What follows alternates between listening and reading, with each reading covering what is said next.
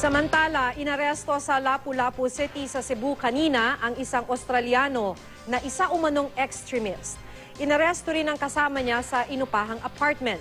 Makibalita tayo kay Luan May Rondina ng GMA Cebu. Luan? Yes, Maki, nahuli ng pinagsamang puwersa ng Regional Intelligence Division, Lapu-Lapu City at Cebu City Squad at Bureau of Immigration ang itinuturong Australian extremist na si Robert Edward Musa Ser Antonio sa Lapu-Lapu City kaninang alas 5:30 ng madaling araw. Isang linggo nang minamanmanan ng mga otoridad si Ser Antonio na napag-alamang tumira sa isang apartment sa Barangay Paha. Ayon sa pulisya, nakikipag-coordinate sa kanila ang Australian Federal Police matapos malaman na andito sa Pilipinas si Ser Antonio. Sa bisa ng warrant of deportation, agad na hinuli ang suspect.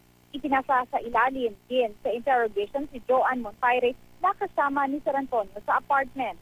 Nagpakilala raw na fashion designer si Montaire at gumamit ng alias Myra Ashawi sa Tubong, Mindanao.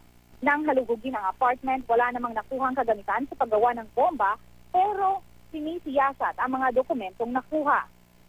Hindi pa makuna ng pahayag ang mga suspect dahil patuloy pa rin ang investigasyon ng mga pulis. Nakatakdang dalhin sa Maynila ang dalawa ngayong araw.